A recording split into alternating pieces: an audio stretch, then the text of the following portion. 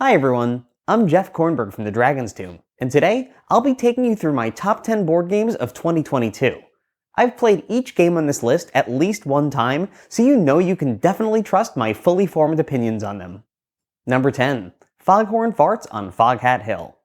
This is a game by designer Shem Phillips, published by Garphill Games, where players take on the role of the infamous Danish foghorn farters who gather upon Foghat Hill to release their fragrant flatulence. This is the first game I've ever played where the components have a scratch and sniff element, which truly heightens the theme and immerses you in the gameplay.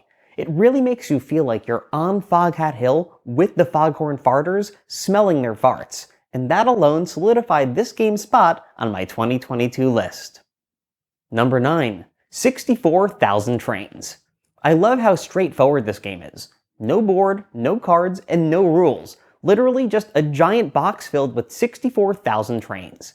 If we're being honest here, when we play train games, all we really care about is grabbing a ton of tiny trains and mushing them between our grubby little fingers. 64,000 Trains cuts out all the BS and delivers unparalleled, pure train goodness. This is definitely the game that will cement designer Alan R. Moon's place in the Board Game Hall of Fame.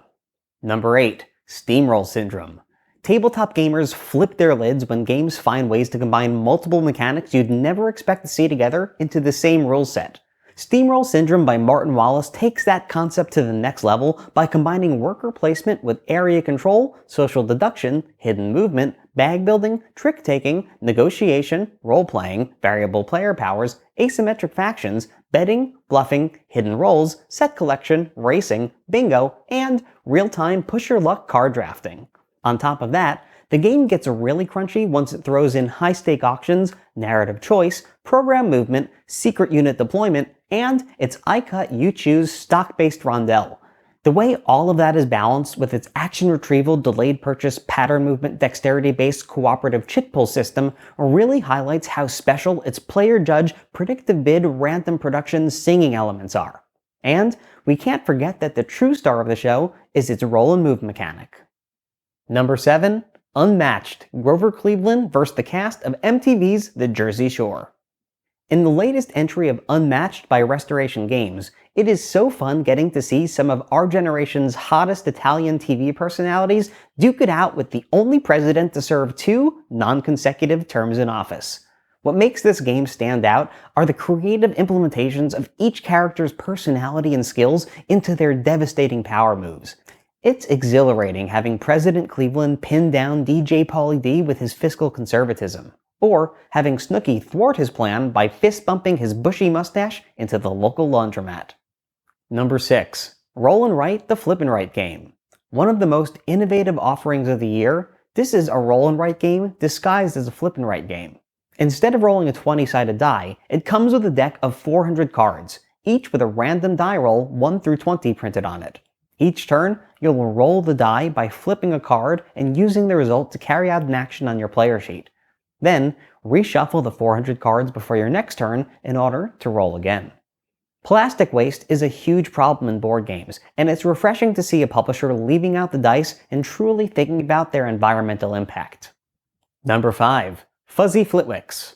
In this cooperative speed matching game by Wolfgang Warsch, players take on the role of some dirty old grandpas who all have gross ear hairs growing out their ears. Each round, the hairs grow longer and longer until they eventually catch the attention of a big-shot Hollywood movie producer who offers them a 3-picture deal with Universal Studios. If you play your cards right, these fuzzy Flitwicks might just take home the coveted Golden Globe Award.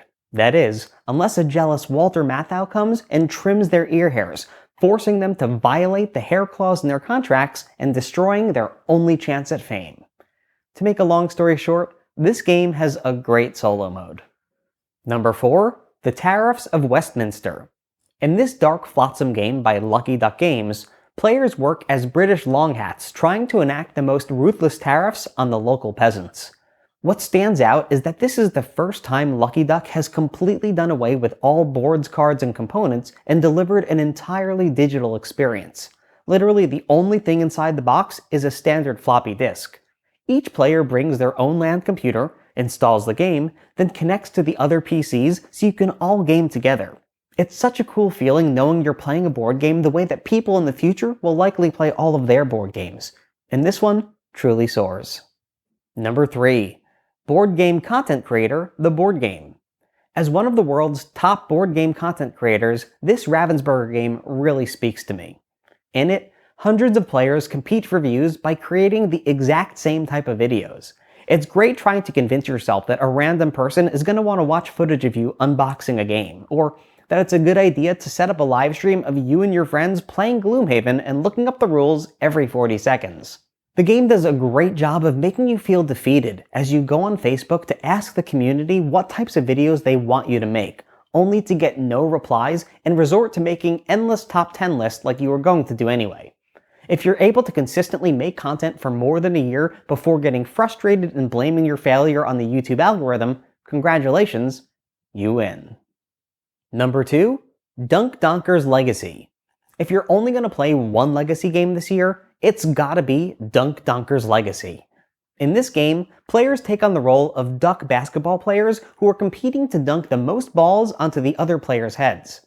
Each time you make a dunk, you get to permanently add another basketball token onto the court board, allowing for insane double or triple dunks, which in turn can lead to some crazy double or triple honks. But watch out. At some point during the campaign, one of your fellow ducks may be revealed to be a goose, thwarting the Donkers with some honk stonkers, bringing the hoop show to a screeching halt. And the number 1 board game of 2022 is poker.